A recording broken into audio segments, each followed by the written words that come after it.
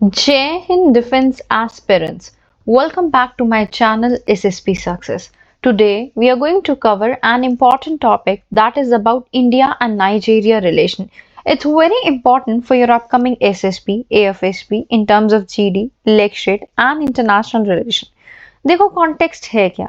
Context ये है कि हमारे जो प्राइम मिनिस्टर हैं नरेंद्र मोदी, उन्होंने विजिट किया नाइजीरिया में नवंबर 16 से 17 के बीच में। और अफ्रीका की ये जो नाइजीरिया है ना, ये most of the populace country है और सेकंड लार्जेस्ट है इकोनॉमी में। दो देखो ये पहला विजिट था इस कंट्री में प्राइम मिनिस्टर मोदी का, लेकिन उनको वहां पर काफी ऐसी चीजें देखने को मिली जिसमें उनको एक अपनापन देखने को मिला। जैसे कि एयरटेल से बजाज वहां देखने को मिला, बॉलीवुड से सिप्ला वहां देखने को मिला, टीवीएस से टाटा, राइट। तो इंडिया की काफी सारी चीजें नाइजीरिया में देखने को मिली, राइट। देखो अगर हम देखें, दोनों कंट्रीज ब्रिटेन का पार्ट रह चुकी हैं, दोनों कंट्रीज शेयर करती है Commonwealth legacy. Similar challenges face करती हैं इंडिया एंड नाइजीरिया। जैसे हमारे कंट्री में मल्टी एथनिसिटी है, काफी सारे ग्रुप्स है, वैसे ही नाइजीरिया में भी काफी सारे एथनिक ग्रुप है। ये दोनों लार्ज डेमोक्रेसी, डेवलपिंग डेमोक्रेसी है जो आइडेंटिकल इश्यूज फेस करती है, जैसे गवर्नेंस का, सोशो इकोनॉमिक डेवलपमेंट का, टेररिज्म का एंड देन करप्शन का। ये सिमिलैरिटीज थी, उसके साथ साथ कुछ कॉम्प्लीमेंट्री भी है दोनों के स्ट्रैटेजिक एरियाज में, जैसे hydrocarbon, defence, institution building, health care and education.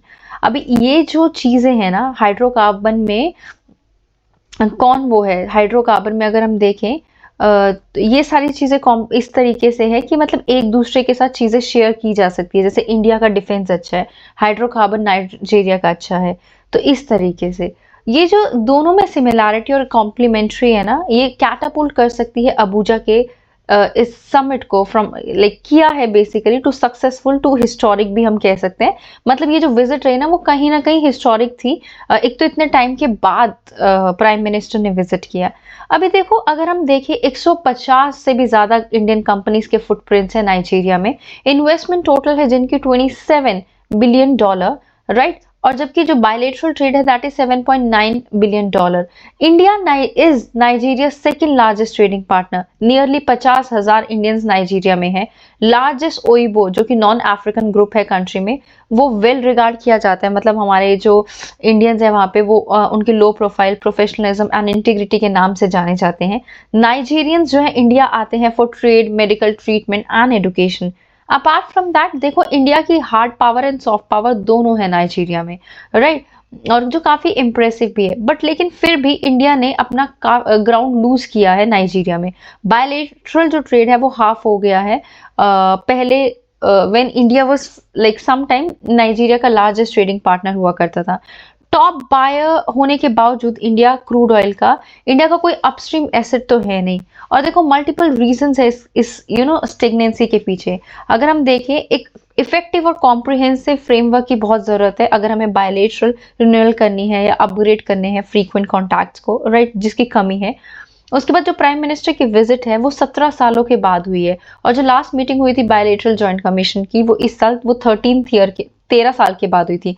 Nigeria काफी बड़ा है और काफी इंपॉर्टेंट पार्टनर भी है इंडिया के लिए, अगर उसको इंडिया को चैनल करना है अपनी डेवलपमेंट असिस्टेंस को मल्टीलेटरली थ्रू अफ्रीकन यूनियन। इंडिया को देखो बेटर लेवरेज चाहिए लोकल इंडियन डायस्पोरा में, और नाइजीरिया सेकंड लार्जेस्ट एम्प्लॉयर है। दोनों के वाइब्रेंट प्राइवेट सेक्टर्स को जो है better, they should be better empowered through platform, preferably अगर हम फाइनेंशियल की बात करें तो। अगर हम देखें फॉरसाइट और जुडिशियस मिक्स जो है, मतलब एम्बिशन और सेंसिटिविटी का, इसमें इंडिया एंड नाइजीरिया जो है वो फॉर्ज कर सकते हैं विन विन सिचुएशन, एक दूसरे के बेनिफिट अटेन करके, राइट। देखो नाइजीरिया जो करेंटली फेस कर रहा है काफी सारे security and economic headwinds या फिर हम कहें प्रॉब्लम्स, और वो एक ऐसा दोस्त भी ढूंढ रहे हैं, और इंडिया बहुत अच्छा है एक वो दोस्त बन सकता है हेल्प के लिए। देखो जब since coming to power in 2023, ये जो प्रेसिडेंट है ना नाइजीरिया के, बोला तिनुबू, उन्होंने एक्ट किया है विद पॉलिटिकल करेज।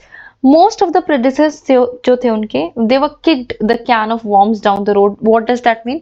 मतलब वो नेशनल चैलेंजेस के साथ क्योज में मिक्सअप हो जाते थे। तो ये जो नए प्रेसिडेंट आए हैं, उन्होंने इसको पॉलिटिकल करेज की तरह एक्ट किया है, मेजर टेकन लिए गए हैं या फिर हम कहें टेकन किए गए हैं, जिसमें विड्रॉ किया पेट्रोलियम की सब्सिडीज जो कॉस्ट करती थी 10 बिलियन डॉलर एनुअली नाइजीरिया को, नेशनल करेंसी को फ्री किया नायरा को, और कहीं ना कहीं सिविल फंक्शनरीज को डिसमिस किया, जिसमें सेंट्रल बैंक गवर्नर और हेड ऑफ सीक्रेट सर्विस और मिलिट्री ब्रास को, राइट। ये देखो, इसकी वजह से उनके काफी ज्यादा अप हैंड देखने को मिल रहे थे और पब्लिक डिसअफेक्शन देखने को मिलती। रीसेंट जो स्पीच हुई ना वहाँ के प्रेसिडेंट की, उन्होंने डिफेंड किया स्टिफ मेजर्स को एज एन, मतलब कि ये जरूरी नहीं होते फॉर मतलब ये जो स्टिफ मेजर्स है वो जरूरी होते हैं अगर हमें नेशनल रिजुविनेशन करनी है, और पब्लिक को एश्योर किया कि ये जो वर्स्ट इकोनॉमिक क्राइसिस चल रहे हैं वो सून ओवर हो जाएंगे, राइट।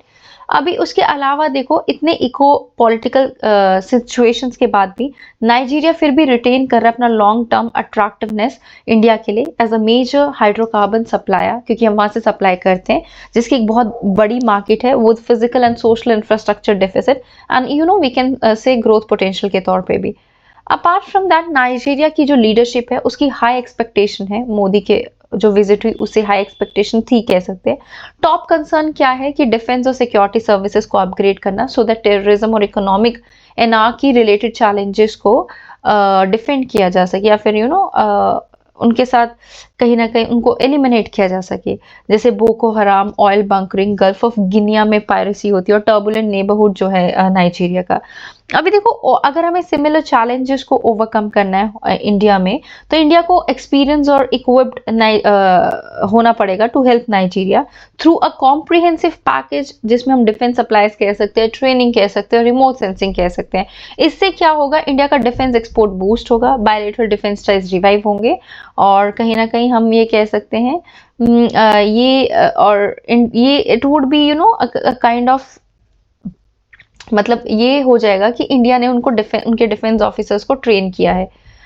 एक इक्वली अर्जेंट नाइजीरियन रिक्वायरमेंट जो है, उनको इंडिया की जरूरत है इकोनॉमिक स्टेबलाइजेशन के लिए, बिकॉज दे आर फेसिंग क्या, जो फॉरेन एक्सचेंज शॉर्टेज है उसको वो फेस कर रहे हैं, और इंडिया बहुत अच्छे स्ट्रैटेजिक इनिशिएटिव लेके आ सकता है, जैसे पार्टनरशिप फॉर अपस्ट्रीम हाइड्रोकार्बन या इंफ्रास्ट्रक्चर। और अगर एक bilateral comprehensive economic partnership agreement हुआ और लार्ज फाइनेंशियल फैसिलिटेशन हुआ ना, थ्रू लाइंस ऑफ क्रेडिट और बार्टर अरेंजमेंट, तो बहुत अच्छा होगा। इंडिया नाइजीरियन को पेट्रोलियम प्रोडक्ट, फूड स्टफ, इसकी रिक्वायरमेंट प्रोवाइड कर सकता है, जिसमें राइस, व्हीट, मिल्क पाउडर आ गया, कंज्यूमर गुड्स आ गया, फार्मास्यूटिकल आ गया, compressed natural gas conversion kits आ गई, टेक्सटाइल, गारमेंट्स, एग्रीकल्चर इनपुट्स और पावर इक्विपमेंट्स आ गए। अपार्ट फ्रॉम दैट पॉसिबिलिटी ये भी है, मतलब बातें हो रही थी कि रुपी बेस्ड ट्रेड को भी टेबल पे रखा जाएगा, और दूसरी कॉम्प्लीमेंट्रीज को भी, जिसमें importing palm oil, hides and skins, ginger, gum arabic. ये मूव जो है 29.7% ईयर ऑन ईयर डिक्लाइन जो देखने को मिल रहा है ना, उसको अरेस्ट करेगा, राइट। बिकॉज इंडिया का एक्सपोर्ट जो रहा है ना 2023 से 24 के बीच में, that was only $3.6 billion. Moreover ये हेल्प भी करेगा to locate other drivers for bilateral trade, जैसे इंडिया बाय करता है अभी comparatively less crude Nigerian crude oil. Though हम ये कह सकते हैं, इंडिया की जो सर्विसेज एक्सपोर्ट्स है ना, इंफॉर्मेशन टेक्नोलॉजी में और आईटी इनेबल सर्विसेज में, बैंकिंग में, फाइनेंशियल सर्विसेज में, इंश्योरेंस, हेल्थ केयर, स्किलिंग और एजुकेशन में, वो भी डिजर्व करती है सपोर्ट, राइट। अभी देखो, हम ये कह सकते हैं लेस नोन बट एक हिस्टोरिकल स्निपेट है हमारा, इज अबाउट एक डायरेक्ट बायलेटरल कांटेक्ट है, और एक हम ये भी कह सकते हैं कि हमारे इनके साथ टाइज जो है वो 1500 एडी से है, बाबा घोर के टाइम से, जो कि एक जेम मर्चेंट थे फ्रॉम कनो, जो कि अभी नॉर्दर्न नाइजीरिया में है, जो सेटल हुए बाद में रतनपुर इन गुजरात। वो he is still revered as a saint, और उनके जो मेथड था स्टोन्स को पॉलिश करने का, वो यूज किया जाता है।